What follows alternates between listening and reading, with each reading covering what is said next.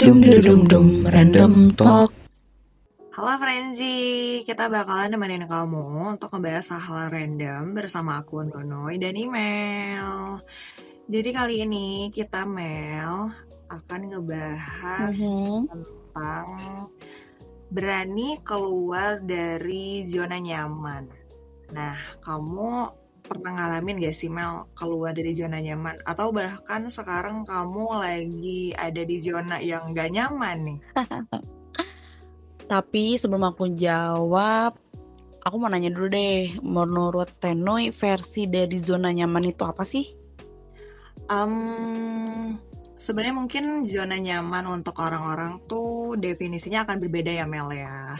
Tapi kalau untuk aku pribadi sih saat kita ngerasa mengerjakan sesuatu atau menjalani hidup kita saat ini tuh gak ada stres, gak ada tekanan apapun dari lingkungan kita, terus juga kayak pokoknya flat-flat aja dan stuck aja.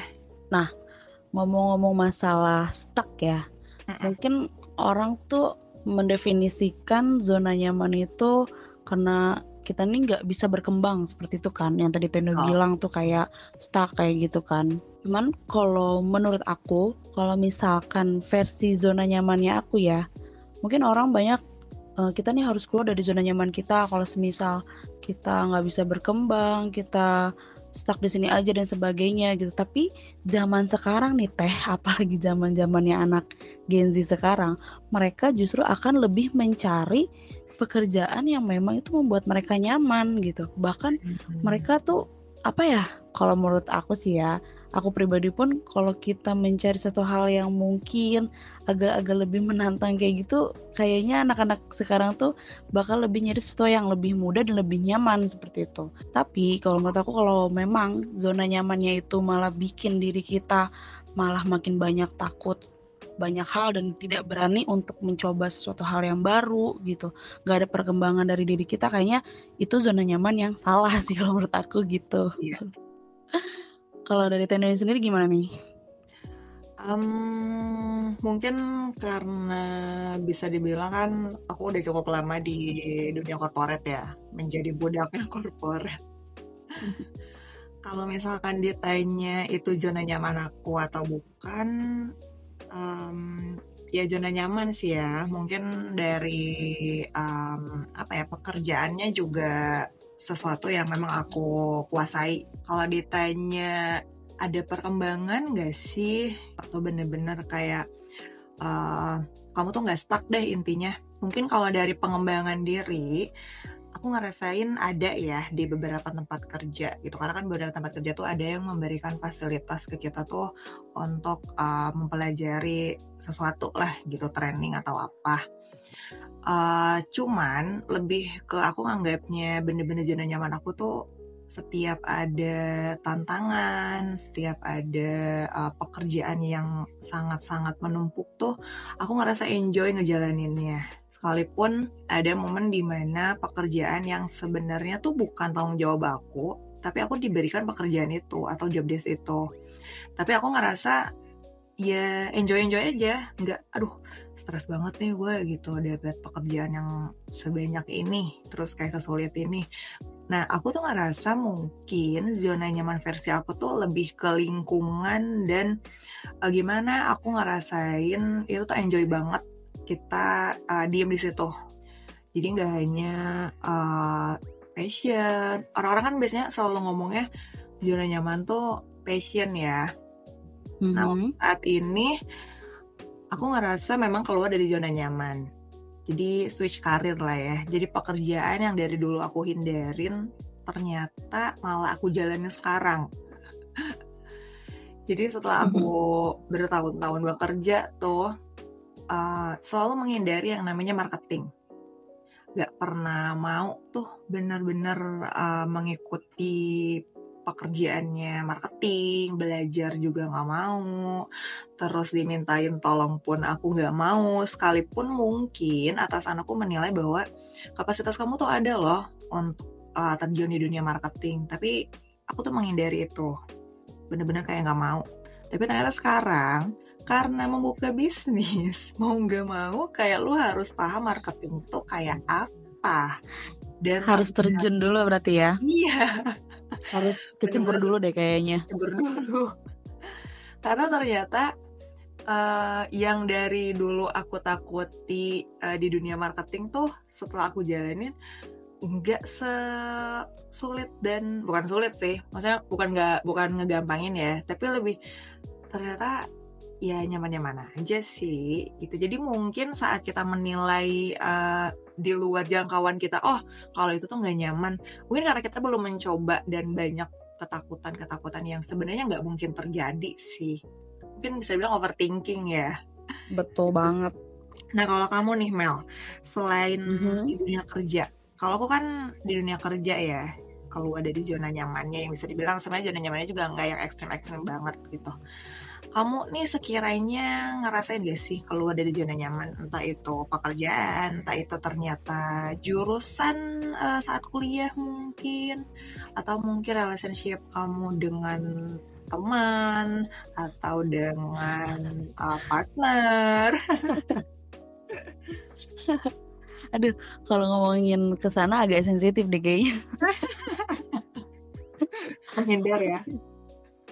Aduh. Kalau zona nyaman aku saat ini sih, terkadang kita kan manusia nih suka ada di fase ini ya, up and down gitu kan.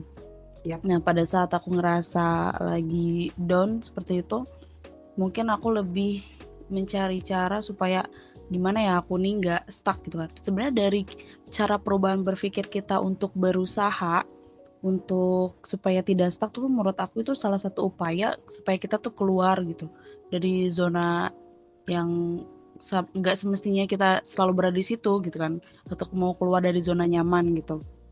Jadi pada saat aku mengupayakan diri aku untuk gimana nih caranya supaya aku tuh nggak stuck kayak gini aja, mungkin ya kita bisa cari-cari cara untuk mengikuti pelatihan seperti itu, untuk mengikuti hal-hal yang bisa bikin diri kita berkembang gitu kan. Apalagi saat ini mungkin kalau Teni nanya, emang kamu pernah ada di posisi downnya tuh pada saat apa, Mel? Aku tuh merasakan pada saat di COVID sih ya. Mungkin semua orang itu merasakan ya. Cuman aku merasakan benar-benar titik terendah aku pada saat di COVID seperti itu, yang mana aku ini anaknya sangat ekstrovert dan aku harus benar-benar terkurung. Itu aku ngerasa kayak aku yang tadinya merasa ekstrovert ke sekarang aku ngerasa kayak aku nggak ekstrovert banget deh, malah jadi nyaman gitu, kayak ketemu sama orang banyak pun aku jadi nggak mau, kayak jadi ansos gitu loh Teh. Oh. Jadi kayak gitu kan, sampai berpengaruh ke mencari pekerjaan gitu kan, sampai mencari pekerjaan itu lumayan ini ya, lumayan aku banyak lah gitu kan yang aku cari-cari gitu yang belum aku temukan seperti itu, dan itu aku sempat milih-milih juga gitu. Milihnya karena aku merasa, aku nggak mau yang kayak gini, aku nggak mau yang kayak gini, kan itu kan berarti aku udah ini ya, udah di pola pola yang kemarin tuh, yang pola kemarin aku waktu COVID itu udah nggak mau terlalu bersosial gitulah gitu kan. Iya, iya. Jadi itu berpengaruh banget. Cuman aku balik lagi mikir lagi sama diri aku. Aku bilang ke diri aku, lu tuh bukan kayak gini, bukan sosok Imel yang seperti ini gitu kan. Dan pada akhirnya tetap ya Teh, pada akhirnya ketika kita ingin berubah ke yang lebih baik lagi, pasti kan ada jalur langit lah, jalur doa. Kita Iya. meminta petunjuk sekali lagi kan sama Tuhan gitu kan, gimana caranya supaya kita nih nggak stuck. Setidaknya kita nih adalah kegiatan atau memang yang bisa mendukung diri kita lebih berkembang, dan akhirnya aku punya teman yang memang benar-benar mensupport aku dan kita bisa sekarang ngejalanin ya suatu usaha produktif lah, menjadi hal yang produktif yang tadinya aku tuh banyak ketakutan. Nah itu dia tuh Teh, yang Tete juga kan sebelumnya tadi bilang ketakutan itu tuh yang bikin kita tuh menghambat gitu kan. Betul. Padahal rasa takut itulah ya belum tentu tuh datang gitu. Itu hanya Iya, kita aja yang menciptakan rasa takut itu kan. Nah, sugesti ya. betul, makanya ketika aku menghempas rasa takut itu, wah ternyata aku bisa, yang tadinya aku rasa aku nggak bisa, yang rasanya aku mah sekarang udah kayak gini, aku mah sekarang kayak gini, enggak, aku buktinya langsung kembali lagi gitu menjadi aku yang adalah sedikit-sedikit lah kembali lagi lah energi aku yang dulu seperti itu. Mungkin itulah zona nyamannya aku, yang maksudnya aku udah bisa keluar dari zona nyaman yang negatif itulah, yang toksik itulah gitu. Iya. Saat teman-teman atau friendsy mau keluar dari zona nyaman tuh jangan overthinking dulu kali ya Mel ya. Betul.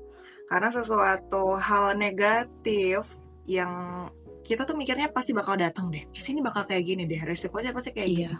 Ternyata tuh nggak datang. Bener.